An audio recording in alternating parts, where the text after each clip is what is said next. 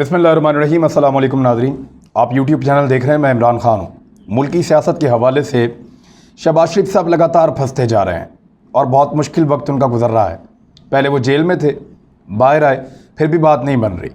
वो जेल में गए ये सोच कर के बाहर आऊँगा, हीरो बन जाऊँगा, लेकिन जब वो जेल से बाहर निकले तो उनकी पार्टी पर कब्ज़ा हो चुका था। उनके लिए हालात वैसे नहीं हैं जैसे हालात उनके लिए रहते थे।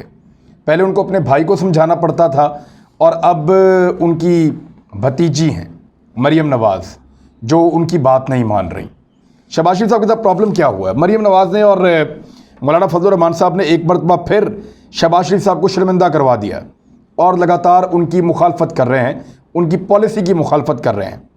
शहबाज शरीफ साहब ने जो अपोजिशन जमातें हैं उनका एक इशाया बुलवाया था।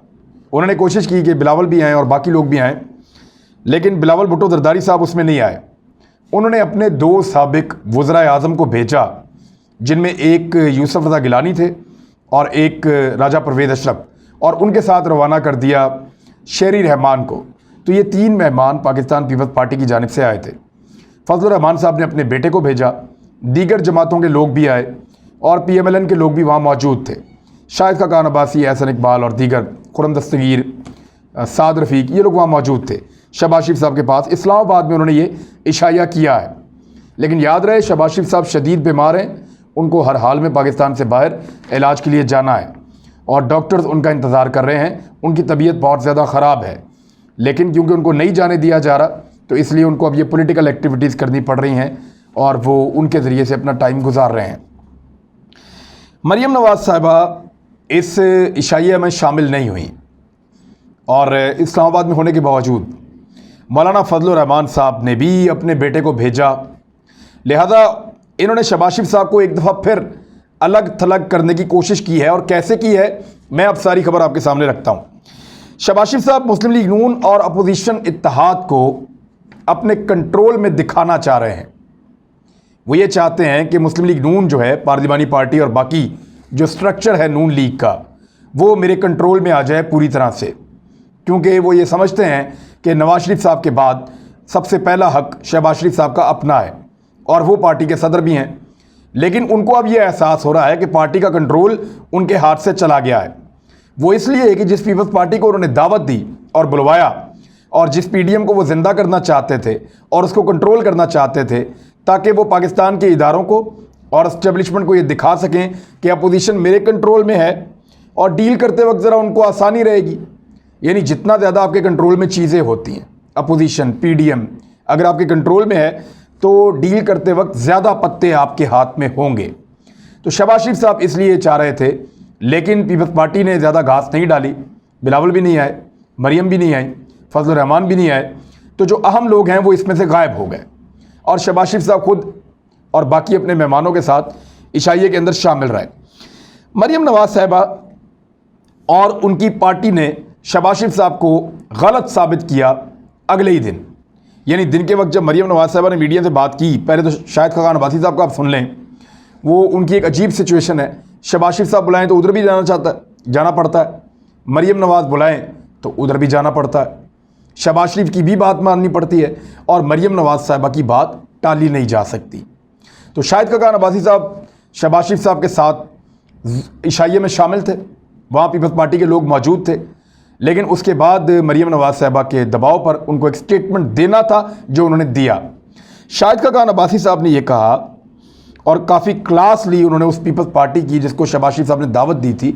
यानी एक पार्टी को आपका लीडर, आपका सदर दावत दे रहा है अपने घर पे इशाइये में, और अगले दिन आप उसी पार्टी की बेइज्जती कर रहे हैं।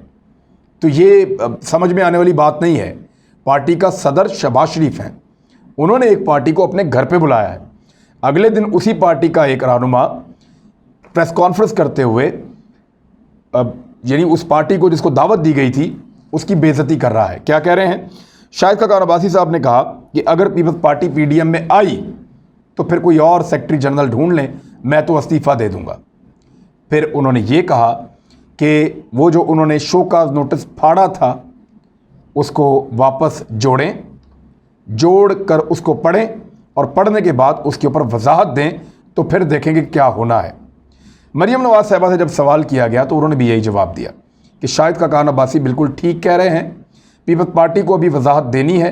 जब पीपल्स पार्टी वजाहत देगी तो उनकी वजाहत को हम पढ़ेंगे और पढ़ने के बाद फिर हम फैसला करेंगे कि पीपल्स पार्टी का क्या करना है। लिहाजा इन्होंने किया ये कि एक तो जिस पीपल्स पार्टी को बड़े चाव से बुलाया था शहबाज शरीफ साहब ने, और वो रास्ता निकाल रहे थे कि अपोजिशन का इत्तेहाद उनके कंट्रोल में आए, उस पीपल्स पार्टी को इन्होंने दोबारा दीवार के साथ लगाया और बेसिकली शहबाज शरीफ साहब को शटअप कॉल दी है।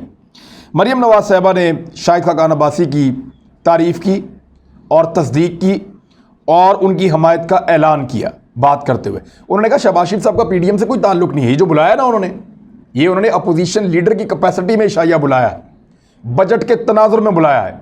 इसका पीडीएम से कोई ताल्लुक़ नहीं है। और पीडीएम यानी वो शो कर रही थी कि पीडीएम हम है, ये फैसला हम करेंगे। हालांकि थोड़े दिन पहले फजल रहमान साहब ने एक बात की थी कि शहबाज शरीफ साहब आज़ाद होने के बाद, रिहा होने के बाद अब पीडीएम के अंदर पीएमएलएन की क़यादत करेंगे। लेकिन अब उन्होंने भी एक डिफरेंट लाइन ली है और शहबाज शरीफ साहब की जगह मरीम नवाज़ की पॉलिसी पे चल रहे हैं। तो शहबाज शरीफ साहब को एक और धचका ये लगा है और 29 मई को जो इजलास बुलाया गया है पीडीएम का, उसमें पीपल्स पार्टी को और एएनपी को दावत नहीं दी गई जानबूझकर।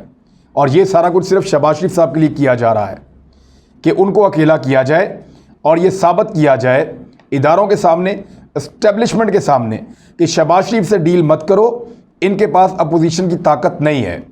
डील करनी है तो नवाज शरीफ से करो, बात करनी है तो मरीम नवाज़ और मौलाना फजल रहमान से करो, शहबाज शरीफ से ना करो। क्योंकि उन्हें लगता है शहबाज शरीफ सस्ते में बिक जाते हैं और डील में वो हासिल नहीं कर पाएंगे जो बाकी लोग हासिल कर सकते हैं। लिहाजा फजल रहमान साहब अब पीपल्स पार्टी को नहीं बुला रहे, एएनपी को नहीं बुला रहे, तो बहुत मुमकिन है और सोर्सेज कह भी रहे हैं कि शहबाज शरीफ साहब खुद भी शायद पीडीएम के उस इजलास के अंदर शामिल ना हों जिसमें पीपल्स पार्टी और पीएमएलएन को दावत नहीं दी गई। जबकि दूसरी जानिब बिलावल ने जो छोटी जमातें हैं पीडीएम की, उनसे राब्ते शुरू कर दिए हैं और अख्तर मेंगल साहब से तो वो मिले भी हैं और उनसे उन्होंने बातचीत भी की है। तो बिलावल अपनी हमायत पैदा करने की कोशिश कर रहे हैं पीडीएम की छोटी जमातों में। लिहाजा उनकी अपनी सियासत है, मरीम नवाज़ की और मौलाना फजल रहमान साहब की अपनी सियासत है। शहबाज शरीफ साहब काफ़ी ज़्यादा बीमार होने के बावजूद बहुत ज़्यादा मुतहर्रिक हैं। कुछ दिन पहले वो एक प्रपोज़ल लेकर लंदन जाना चाहते थे। उन्होंने इदारों से ये वादा किया था कि मैं नवाज़ शरीफ और मरीम नवाज़ की ज़ुबानें बंद करवा दूंगा और आप मुझे थोड़ा सा रिलीफ दीजिए जो मैं मांग रहा हूँ। उनको जब ये गारंटी मिली तो वो नवाज़ शरीफ साहब से बात करने के लिए लंदन जाना चाह रहे थे। इमरान खान साहब ने जिस तरह नवाज़ शरीफ के बाहर जाने में रोड़े अटकाए थे, इस मरतबा उन्होंने शहबाज शरीफ साहब को ज़बरदस्ती बाहर जाने से रोका कि आप जिस मर्जी मुजरिम को निकालते हैं और निकाल के मुल्क से बाहर भेज देते हैं, मैं शहबाज शरीफ को नहीं जाने दूंगा। मामला अब सुप्रीम कोर्ट में चल रहा है। बहरहाल शहबाज शरीफ साहब जो हैं वो बाहर जाना चाहते हैं, लेकिन मरीम नवाज़ साहिबा और उनके हवारी नहीं चाहते कि शहबाज शरीफ बाहर जाएँ और वो जो कंट्रोल मरीम नवाज़ का है लंदन में बैठी हुई क़यादत के ऊपर, वो शहबाज शरीफ उसके अंदर कोई अपना रोल प्ले करें और वहाँ कोई मुतबादिल सोच पैदा करें। तो ये सियासत की और सियासी गद्दी की लड़ाई है जो इस वक्त मरीम नवाज़ और शहबाज शरीफ में चल रही है। जब हम कहते थे ना कि पीडीएम में लड़ाई हो गई, तो मरीम नवाज़ साहिबा लतीफ़ा सुनाती थी, हा पीडीएम में लड़ाई हो गई, हंस हंस के वो कहती थी। तो फिर देखा ना पीडीएम में लड़ाई हो गई। आज हम कह रहे हैं कि शहबाज शरीफ और मरीम नवाज़ में लड़ाई हो गई। आज भी वो हंस कर कहेंगी, लेकिन थोड़े अरसे के बाद ये साबित होगा कि वाकई इस ख़ानदान के अंदर ये लड़ाई हुई है और ये सर जंग चल रही है इन दोनों के बीच में। मरीम नवाज़ और उनके साथी जो हैं वो शहबाज शरीफ साहब को पीडीएम से दूर रखकर कमज़ोर साबित करना चाहते हैं। शहबाज शरीफ साहब के पास अब ये रास्ता है कि वो पार्लियामेंट में मौजूद अपने तमाम साथियों को अपने कंट्रोल में करें और पार्टी के ऊपर अपनी ग्रिप को मजबूत करें। इसी पे इन्हिसार है कि मुस्तकबिल में उन्हें क्या मिलता है। अगर वो अपनी ग्रिप मजबूत साबित ना कर पाए तो मरीम नवाज़ और नवाज शरीफ साहब के ऊपर तो बड़ा क्रॉस लग चुका है, तो शहबाज शरीफ साहब भी एक सवालिया निशान बनकर रह जाएंगे। जेयूआई के सरबराह जो हैं फजल रहमान साहब, उन्होंने एक नुक्ता उठाया, मैं आपके सामने रख देता हूं। उन्होंने कहा कि पाकिस्तान अमेरिका को एयर बेस देने के फैसले पे जो कर रहा है पाकिस्तान, इस पे हमें बड़ी तशवीश है। यानी फजल रहमान साहब ने कहा कि उनको यकीन है और उनके पास ये खबर है कि हुकूमत पाकिस्तान अमेरिका को अड्डे देने वाली है पाकिस्तान में और इस पे उनको बड़ी तशवीश है। लेकिन हुकूमत ने तो कल इसकी तरदीद की है। उन्होंने कहा जी कोई अड्डे हम नहीं दे रहे। हाँ, सिर्फ उनका कम्युनिकेशन का, मुवासलात का एक ज़रिया है, हवा का और ज़मीन का, वो उनको पहले भी फराहम करते थे 2001 से अब तक, और वही फराहम करेंगे और निकलने में उनको हम मदद भी देंगे उनके इनखिला में। तो ये तो मामला क्लियर है। लेकिन फजलुर रहमान साहब ने क्लेम किया है कि ये जो अड्डे दिए जा रहे हैं ठीक नहीं है, हमें बड़ी तशवीश है। लेकिन जब मुशर्रफ साहब के दौर में अड्डे दिए जा रहे थे, 2 सूबों में फजलुर रहमान साहब की हुकूमत थी, बलूचिस्तान में भी और खैबर पख्तूनख्वा में भी। उस वक्त तो फजलुर रहमान साहब को मैंने नहीं देखा कि उनको तशवीश हुई हो, उस वक्त तो उन्होंने इस पर बात नहीं की। जब इमरान खान साहब वज़ीरिस्तान जा रहे थे लॉन्ग मार्च लेकर ड्रोन हमलों के ख़िलाफ़, उस वक्त भी मैंने फजलुर रहमान साहब को नहीं देखा कि उनको तशवीश हुई हो। और कभी भी उन्होंने ज़ोर नहीं दिया अफ़गान तालिबान और अमेरिका के दरमियान मुज़ाकरात के मामलात के ऊपर। वो इन चीज़ों से अपने आप को दूर रखते हैं, सिर्फ सियासी फ़ायदे के लिए इसके अंदर कूदते हैं। लिहाजा फजलुर रहमान साहब के इस मामले को इतना संजीदा नहीं लिया जा सकता, क्योंकि शाह महमूद कुरैशी साहब ने आज बहुत क्लियर कर दिया है। मैं आपको पढ़ के बता देता हूँ।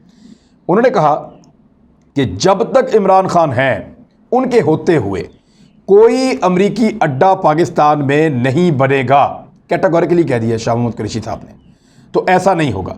पाकिस्तान के वज़ीर ख़ारजा शाह महमूद कुरैशी ने सेनेट में अपने खिताब के दौरान एक मरतबा फिर पाकिस्तान में अमरीका को फ़ौजी अड्डों की दस्तयाबी की खबरों को बेबुनियाद करार दे दिया है और क्लियर किया है कि हमारी ये पॉलिसी नहीं है, हम ऐसा कोई अड्डा नहीं बनने देंगे। अब एक आखिरी खबर वो ये है कि अफ़गानिस्तान ने हमला किया पाकिस्तान के हाई कमीशन पे लंदन में, और उसका पाकिस्तान को बहुत दुख है कि बरतानिया में उन्होंने ये किया हमारे साथ।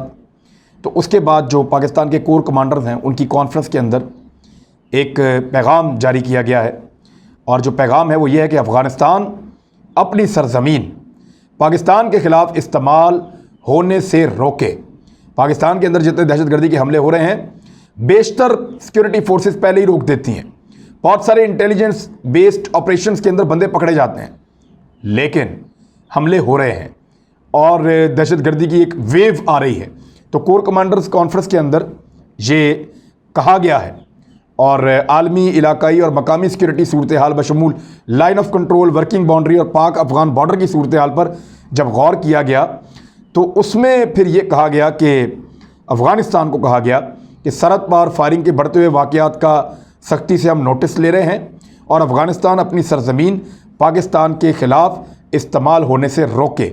मेरे ख़्याल में ये बहुत ज़रूरी है, और पाकिस्तान को, अफ़गानिस्तान को ये बात लगातार और बार बार कहनी चाहिए। ये कोई जवाब नहीं है कि जी हमारा वहाँ पे कंट्रोल नहीं है। भाई आपका कंट्रोल नहीं है तो आपका कसूर है। यानी अफ़गानिस्तान के अंदर कुछ हो जाए, उठा के इल्ज़ाम पाकिस्तान पे लगाते हैं, हालांकि हमारा कोई लेना देना ही नहीं है। वहीं के लोग हैं, वहीं के हथियार हैं, वहीं पे दहशतगर्दी हो रही है, हमारा क्या ताल्लुक़ है? हमें बिलावजह बीच में मुलव्वस करते हैं। लेकिन पाकिस्तान में जितनी दहशतगर्दी होती है वो अफ़गानिस्तान से आती है। लिहाजा ये कोई बहाना अब नहीं, मेरे ख्याल में पाकिस्तान को सुनना चाहिए कि हमारी तो हुकूमत सिर्फ काबुल तक है। वो जिन इलाकों से दहशतगर्द आ रहे हैं वहाँ पे हुकूमत किसी और ग्रुप की है, वहाँ अस्करियत पसंद है, हम कंट्रोल नहीं, अगर कंट्रोल नहीं कर पा रहे तो हुकूमत फिर आपकी कहाँ की है? रिट ऑफ द गवर्नमेंट अफगानियों ने कायम करनी है।